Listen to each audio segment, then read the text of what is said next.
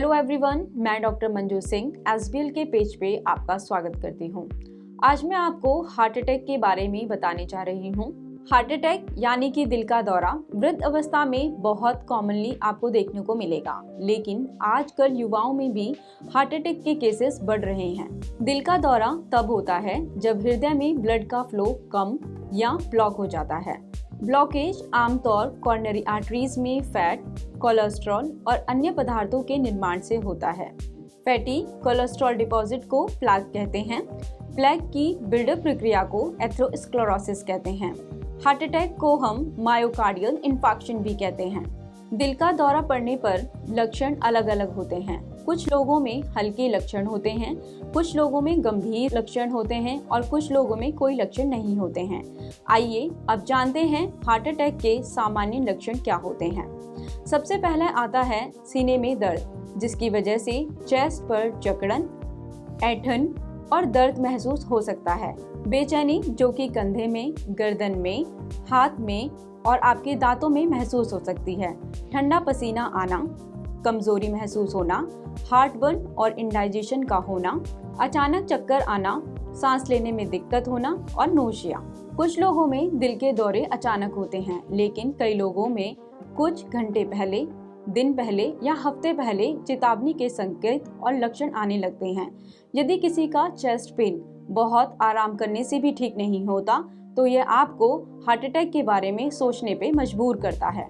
अगर कोई बेहोश है और आपको लगता है कि उसको दिल का दौरा पड़ा है, तो सबसे पहले आप अपने स्थानीय आपातकालीन नंबर पर कॉल करें।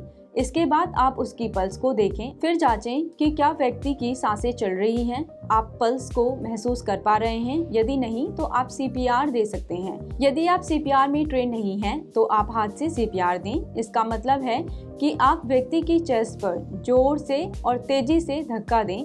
कम से कम 100 से 120 मिनट बाद उसकी चेस्ट को दबाएं। यदि आप सीपीआर ट्रेन हैं और आपको लगता है कि आप सीपीआर दे सकते हैं, तो 2 रेस्क्यू ब्रेथ देने से पहले व्यक्ति की छाती को 30 बार दबाएं। आइए अब बात करते हैं हार्ट अटैक के डायग्नोसिस के। आइडियली आपके डॉक्टर को रेगुलर चेकअप्स के दौरान हार्ट अटैक के रिस्क फैक्टर्स के बारे में जांच करनी चाहिए। हार्ट अटैक का डायग्नोसिस नॉर्मली इमरजेंसी में ही होता है, मगर इसके डायग्नोसिस के लिए ब्लड प्रेशर, टेम्परेचर और पल्स की जांच की जाती है। इसके अलावा कुछ टेस्टों की भी जांच की जाती है, जैसे कि ईसीजी, इलेक्ट्रोकार्डियोग्राम। यह हार्ट अटैक को डायग्नोस करने का पहला टेस्ट होता है। इसमें इलेक्ट्रिकल सिग्नल्स को रिकॉर्ड किया जाता है जो कि हार्ट के थ्रू ट्रेवल करते हैं। ब्लड टेस्ट, हार्ट अटैक के बाद हृदय में कुछ डैमेज हो जाता है, जिसकी वजह से इसके प्रोटीन्स ब्लड में लीक करने लगते हैं। इसकी जांच के लिए ब्लड टेस्ट किया जाता है। इसके बाद आता है चेस्ट एक्सरे। चेस्ट एक्सरे से आप हार्ट और लंग्स की कंडीशन और साइज का पता लगा सकते हैं। इसके बाद आता है इकोकार्डियोग्राम।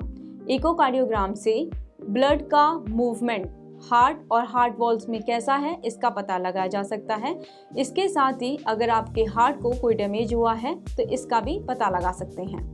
एंजियोग्राम, इससे हार्ट की स्ट्रक्चर और फंक्शनिंग के बारे में पता चलता है।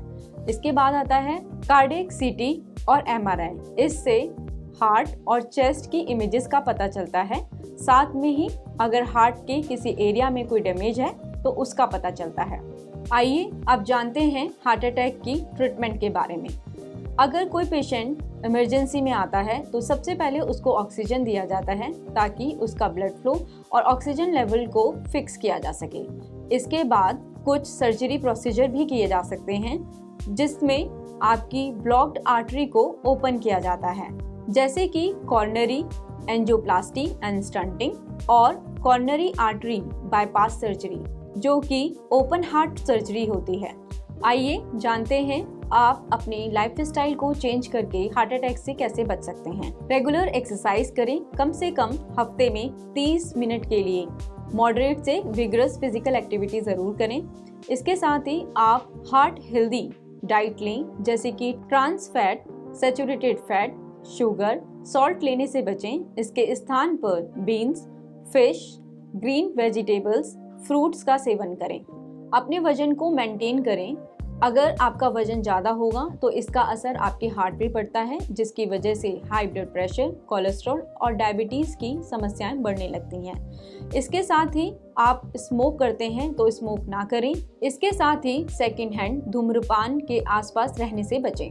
यदि आप शराब का सेवन करते हैं तो इसको कम करें। इसके लिए महिलाएं दिन में 1 ड्रिंक ले सकती हैं और पुरुष दिन में 2 ड्रिंक्स ले सकते हैं। अगर आपको स्ट्रेस है तो अपने स्ट्रेस को कम करें। इसके साथ ही आप रेगुलर चेकअप्स कराते रहें। चलिए जानते हैं होम्योपैथी की मेडिसिन हार्ट अटैक में कैसे काम करती हैं। अगर हम मेडिसिन की बात करें तो सबसे पहले मेडिसिन आती है एकोनाइट नेप्लस। यह मेडिसिन पेशेंट को तुरंत दी जाती है और इसमें पेशेंट के बाएं हाथ पर सुन्नपन महसूस हो सकता है। दूसरी मेडिसिन है कैक्टस ग्रैंडिफ्लोरस। जब पेशेंट को एंडोकार्डाइटिस के साथ माइट्रल इनसफिशिएंसी होती है तब ये मेडिसिन दी जाती है। अगर पेशेंट को आर्टेरियोस्क्लेरोसिस की वजह से हार्ट और आर्टरीज वीक हो गई हैं, इसके साथ ही एंजाइना पेक्टोरिस में यह मेडिसिन काफ़ी हेल्पफुल होती है। तीसरी मेडिसिन है क्रेटेगस ऑक्सीकैंथम। यह मेडिसिन हार्ट मसल्स पे काम करती है। इसके अलावा यह medicine myocarditis, irregular heart beat, cardiac dropsy और आर्टेरियोस्क्लेरोसिस पर बहुत अच्छा काम करती है। चौथी मेडिसिन है ऑरम मेटालिकम। इसमें पेशेंट को ऐसा लगता है जैसे कि उसकी दिल की धड़कन 2 या 3 सेकंड के लिए बंद हो गई हो। यह मेडिसिन मायोकार्डियल वीकनेस और हाई ब्लड प्रेशर के इलाज में काम आती है। पांचवी मेडिसिन है डिजिटैलिस पुरपुरिया। यह मेडिसिन हार्ट फेलियर में काम आती है। इसके अलावा इसमें पेशेंट को ऐसा लगता है जैसे कि उसके हिलने डुलने से उसकी दिल की धड़कन बंद हो जाएगी। इसके साथ ही पेशेंट अपनी सांस रोकने की कोशिश करता है। आशा करती हूँ आपको ये वीडियो काफ़ी इंफॉर्मेटिव लगा होगा। यदि आपको हार्ट अटैक से रिलेटेड कोई और जानकारी चाहिए तो आप कमेंट सेक्शन में लिख सकते हैं। ऐसी ही और इंफॉर्मेटिव वीडियोस के लिए आप SBL का YouTube चैनल सब्सक्राइब कर सकते हैं। धन्यवाद।